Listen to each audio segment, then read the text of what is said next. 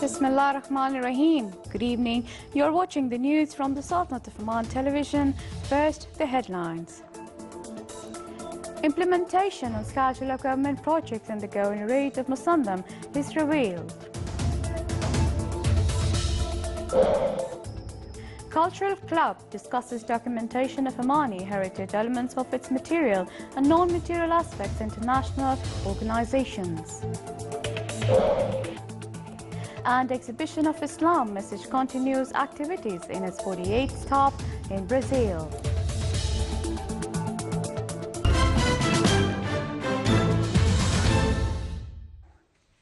Those were the headlines. Now for the news in detail. His Majesty Sultan Qaboos has sent a cable of greetings to His Excellency President Barack Obama of the United States of America on his country's independence anniversary. Around 700 million Omani Riyals is the cost of projects that the government intends to establish in the Governorate of Musandam during the upcoming years. This was disclosed by His Excellency Sayyid Khalifa bin Al-Mardas Al-Busaidi, Governor of Musandam, in the Ramadan evening organized by Oman Chamber of Commerce and Industries branch in the government. The presentation also dealt with the royal orders of His Majesty Sultan Qaboos and their implementation schedule and the features of comprehensive strategy for the Governorate of Musandam 2040, in addition to proposed company to be established by the citizens of the Governorate. The presentation also talked about Khasab, Liba, Daba Road, Khasab Tibat Coastal Road, Khasab Port Airport and Marine Transport Line in the Governorate. Heritage revival through its recalling in various educational and media means, besides urging youth to read and research, were main elements tackled by participants in Omani Heritage and Cultural Evening, which was held at Cultural Club premises. It stressed the importance of documenting Omani heritage components of its materialistic and non-materialistic aspects at international organizations concerned in order to preserve its national status. Participants referred to roles should be carried out by various public and private sectors and institutions in launching joint programs to instill Omani culture to the youth. Strengthening relations between Brazilian Muslim students and their counterparts from other religions and cultures was the most significant achievement of Message of Islam exhibition, which continues its activities in its 48th station in the Brazilian city of Foz do Iguaçu. Vice President of the University of Onila in the city asked to meet the Omani delegation who is organizing the exhibition after it created a good reputation about the role of the Sultanate in bringing together cultural relations and coexistence among religions. The meeting came up with the need to enhance cooperation relations between the two countries, especially in the academic field. Many students visited the exhibition, stressing the significance of this event as it carries a civilizational message from the Sultanate to multicultural Latin Americans, which will help in strengthen the relations with Muslims residing in Brazil.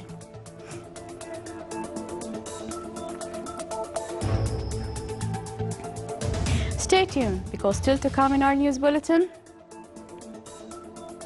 The bones of the largest animal ever to walk the earth is on display in a museum in Patagonia, Argentina.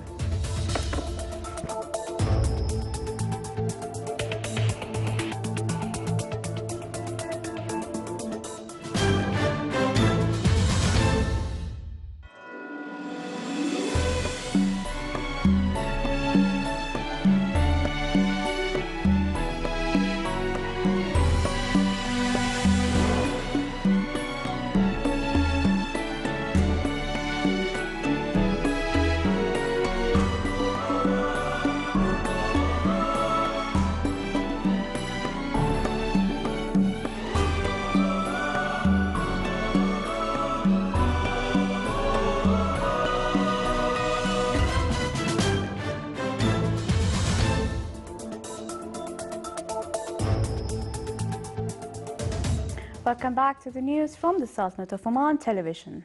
Sporadic shelling has damaged the Kuwait's teaching hospital as well as nearby shops and a post office as Iraqi forces pushed to dislodge the Islamic State of Iraq and the Levant's ISIL militants from the former hometown of Saddam Hussein. The Tikrit is being held by insurgents who have declared an Islamic State in territory they control in Syria and Iraq. Meanwhile, Turkish media reported that ISIL has begun releasing 32 Turkish truck drivers kidnapped last month during the group's takeover of Mosul in northern Iraq. In further escalation, India's foreign ministry said today a group of nearly 50 Indian nurses have been taken against their will by bus from a hospital in the militant-controlled city of Tikrit in Iraq. The UN Human Rights Chief condemned both Palestinians and Israelis for a flare-up of violence across the Israel-Gaza border following the deaths of 3 abducted Israeli teens.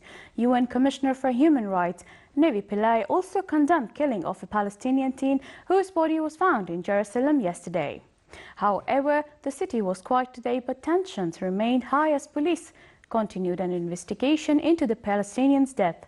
Meanwhile, Israeli airstrikes wounded 15 people in Gaza Strip today. Local residents said an activists keep up the rocket fire on Israel, damaging 2 homes in rising border tensions following the death of a Palestinian youth. The Israeli strikes hit at least 3 Hamas training facilities in Gaza, said a source in the group which dominates the Palestinian enclave. The Israeli military said 14 projectiles have been fired at Israel from the Gaza Strip, and the rockets that struck the 2 homes in the southern town of Sderot caused no casualties. The death toll in a collapsed building in the South Indian city of Chennai has risen to 47. The 11-story building under construction in southern Tamil Nadu state came down late on Saturday following heavy rains. The number of people rescued alive had now risen to 27.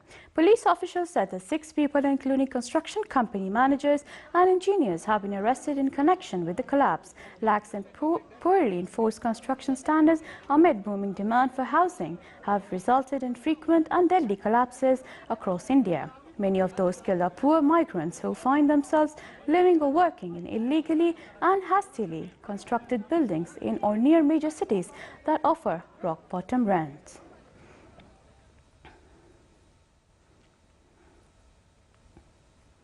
Japan decided today to ease some sanctions on North Korea in return for its reopening of a probe into the fate of Japanese citizens abducted by North Korea decades ago. As a fresh report emerged with that some of them were alive, Japan will lift travel curbs to and from North Korea and end restrictions on the amount of money that can be sent or brought to North Korea without notifying Japanese authorities. It will also allow port calls by North Korean ships for humanitarian purposes. The sanctions will be lifted are separate from those imposed by Japan and other UN members after Pyongyang's first nuclear test in 2006 that prohibit UN member states from arms trade with Pyongyang and from financial transactions that facilitate such trade. At 7 stories tall and weighing the same as 14 elephants, the skeleton of the world's largest dinosaur is in a museum in Patagonia, Argentina. More details in the following report. This is the largest femur on the planet. The 2.4-meter bone belonged to a dinosaur that lived in Patagonia 90 million years ago, during the late Cretaceous period. Some of its bones are being displayed for the first time in the Trelew Museum in the far south of Argentina. Based on these fossils, the herbivore is believed to have been 40 meters long and weighed 76 tons. A local farm worker is the person that stumbled upon these remains, beginning an exceptional scientific discovery. At first, we thought it was a normal animal. Then we found out it was the largest dinosaur in the world, with 7 specimens buried in the same place. It's like a lucky dip. You never know what you'll find next. For over a year, paleontologists have been excavating fossils from the site. They found bones from 6 other herbivores, as well as teeth from a carnivorous dinosaur, all in excellent condition. The discovery was made public on the 16th of May of this year, but work on the site is far from over. After our 3rd trip, we realized the importance of the discovery that we were making. Everywhere that we put our shovels, we found bones and more bones. To date, we've extracted more than 200 fossils, and we think we've only uncovered 30% of what's there. The find will also allow the team to learn about the environment in Patagonia at the time. When these giant dinosaurs roamed the Earth, the region appears to have been covered by large trees, rather than the desert that stands there today. This will allow us to reconstitute the ecosystem, to work out exactly not only the size of these herbivore and carnivore dinosaurs, but also what the vegetation was like and what these sauropods ate. The world's largest dinosaur was on display to the public for only 2 days for the museum's anniversary. Thousands poured through the doors, much higher traffic than usual for this museum in one of the most remote regions on the planet.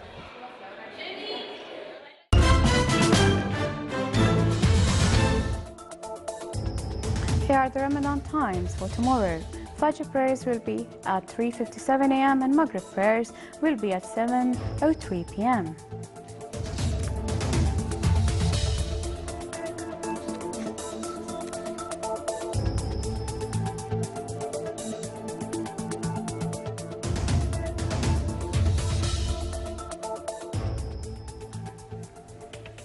Moderate to heavy rains fell in the Vilayah of Samail in the Governorate of Dakhliya, causing some wadis and their tributaries to overflow. Meanwhile, a number of villages in the Vilayah of Tamawat-Tayin in the Governorate of North Sharqiya witnessed this evening rains accompanied by hails with various intensities. Heavy rains mainly centered at the mountains, which led to overflowing of wadis and their tributaries. Now for the general weather forecast. Partly cloudy to cloudy skies will prevail over the coastal areas of the Governorate of Dhofar and nearby mountains with chances of intermittent drizzle.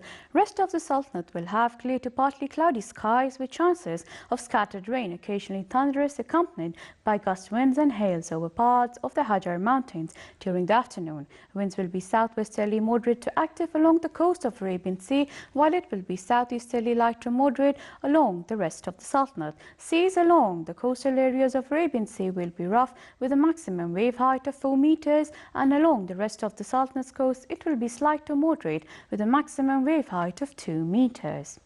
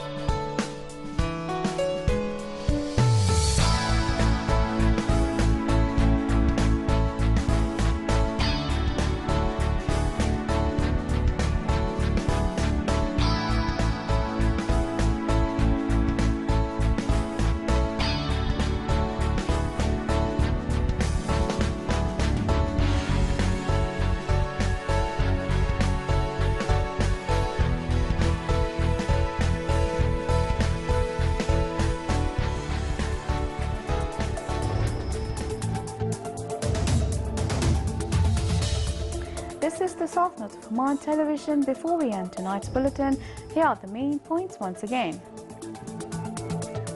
Implementation and schedule of government projects in the Governorate of Musandam is revealed. Cultural Club discusses documentation of Omani heritage elements of its material and non-material aspects at international organizations. And the exhibition of Islam message continues activities in its 48th stop in Brazil.